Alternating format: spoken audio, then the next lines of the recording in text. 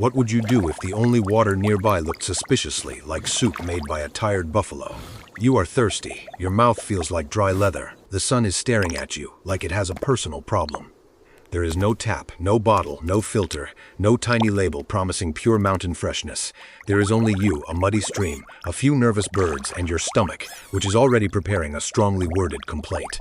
So how did ancient humans know water was safe to drink? The honest answer is both clever and terrifying. They did not know in the modern sense. They had no microscopes. They did not know about bacteria, viruses, parasites, or the invisible little troublemakers that can turn a peaceful afternoon into a full-body regret festival. Ancient humans were not walking through the forest saying, "This water may contain microbial contamination." They were probably thinking something much simpler, like, "That smells wrong. Do not put it in your face." And strangely, that was a pretty good beginning. Before science had names for germs, humans had senses. They had eyes, noses, memories, and a deep desire not to spend the next 3 days curled beside a bush. Survival began with noticing. Water that moved was usually more promising than water that sat still. A flowing stream had a chance to refresh itself. A stagnant pool could become a warm little swamp hotel for insects. Rotting plants, mud, animal waste, and other things your digestive system would not send a thank you card for. So one basic rule emerged: moving water was often better than still water. Not perfect, just better. That difference mattered. Ancient survival was rarely about perfect safety. It was about choosing the least dangerous option before thirst made the choice for you. Clear water also looked more trustworthy than cloudy water. Cool water felt better than warm water. Water without strange smells, slime, foam, dead animals, or mysterious floating surprises was more attractive. If a pond looked like it was trying to grow a beard, people probably became suspicious. But here is the twist. Clear water is not always safe. Some dangerous organisms are invisible. Some bad water looks beautiful. A sparkling stream can still hide things that make humans sick. Ancient people could reduce risk, but they could not eliminate it. That means some people got sick. Some recovered, some did not, and every painful mistake became part of the group's memory. In the ancient world, memory was technology. Imagine a small group walking through a familiar valley. An elder points at a green pond and shakes their head. Maybe the exact words are lost forever, but the meaning is clear. Not that one. Bad belly, bad memories, bad afternoon. That is not a scientific paper, but it is data. Painful data, very persuasive data. Over generations, groups built mental maps of water. Safe places, risky places, seasonal places, desperate-only places. A spring that stayed clean through dry months became valuable. A pool that made children sick became avoided. A muddy waterhole full of animals might be useful in an emergency, but not the first choice. These maps were not printed. They lived in stories.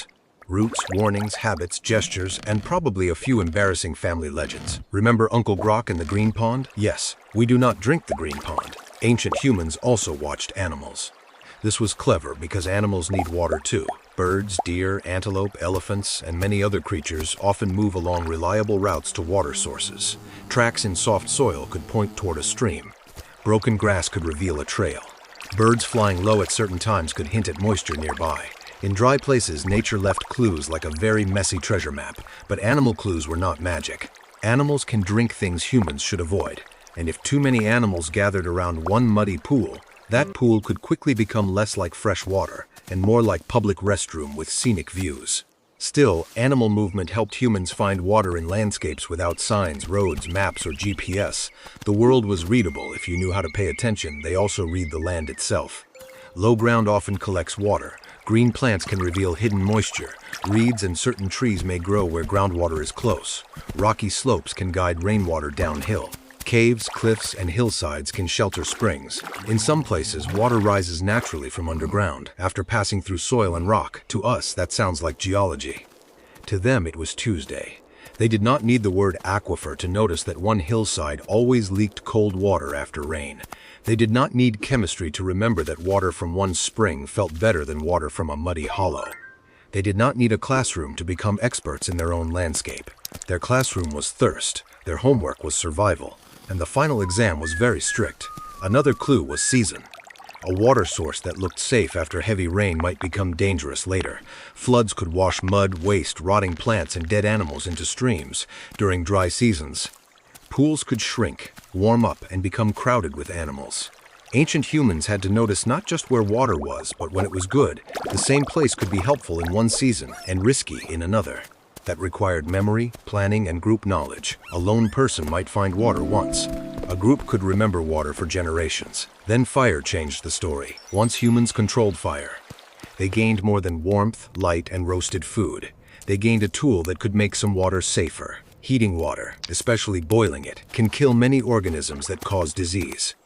But in deep prehistory, boiling water was not as simple as putting a pot on a stove and pretending you are a wilderness expert. There were no metal pots for most of human history. Pottery came much later in many places, so humans had to be creative. One clever method was stone boiling. People could heat stones in a fire, then drop the hot stones into water held in a skin container. Bark vessel, wooden bowl, lined pit, or another heat-sensitive container. The stone hissed. Steam rose. The water warmed. Sometimes it boiled. It sounds slightly ridiculous. Imagine inventing safer drinking water by throwing angry rocks into a bag. But it shows something important. Humans were not just strong, they were flexible. If the container could not go into the fire, humans brought the fire to the container. That is the kind of thinking that keeps a species alive.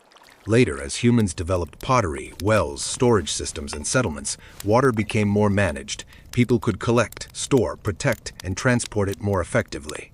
Some communities dug wells. Others settled near rivers, springs, lakes, or dependable seasonal water. Water shaped where people camped, where they migrated, where they built, and where they stayed. But even before cities, farms, and wells, early humans were already doing something deeply intelligent. They were connecting water to memory, landscape, animals, fire, and social learning. This is the part we often underestimate. We sometimes imagine ancient humans as people guessing randomly, but random guessing is a fast way to become a fossil with a confused expression. Early humans were careful observers, living under pressure. They watched which water sources lasted. They noticed which ones smelled wrong. They remembered where people got sick. They followed tracks. They tested patterns. They trusted elders. They taught children. Their science was not written in books. It was written in footsteps. And the best water source was not always the closest one. Sometimes the nearest water was the worst choice. Sometimes safety meant walking farther, climbing higher, waiting, or returning to a place the group already trusted. That required patience, planning, and cooperation. Clean water was not just a natural resource, it was a social achievement. A person could find a stream, but a group could protect a spring. A group could warn children away from swampy edges. A group could remember which water disappeared in dry months. A group could teach that the shiny puddle near the animal trail was not a gift from nature, but a trap with reflections. This is why human survival was never just about muscles or tools. It was about shared attention. One person noticed, another remembered, another taught, another listened, and slowly, the group became smarter than any single thirsty individual. That is still true today. Most of us no longer find water. We expect water. We turn a handle, press a button, open a bottle. We act like clean drinking water is a normal background feature of the universe, but your brain still carries old instincts. You still hesitate when water smells strange. You still prefer clear water over cloudy water. You still distrust a cup that looks wrong. You still ask, where did this come from? You may not be thinking about parasites or groundwater or ancient survival routes, but some very old part of your brain is paying attention. That tiny moment of suspicion is ancient. It is your inner hunter-gatherer standing behind you with messy hair and a wooden spear whispering, maybe do not drink the mystery swamp juice. And honestly, that little ancient voice deserves respect, because for most of human history, drinkable water was not guaranteed. It was a daily puzzle. It was a decision. It was a risk calculation made with senses, memory, stories, and experience. Ancient humans did not always know water was safe. They learned which water was safer. That small difference kept camps alive, children growing, groups moving, and human history flowing one careful sip at a time. So the next time you fill a glass from the tap, remember this. Behind that simple moment stands a long line of thirsty ancestors who learned to read streams. Follow birds, avoid green ponds, heat stones, trust elders, and walk away from suspicious puddles.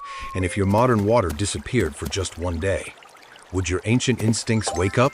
Or would you be the person confidently drinking buffalo soup?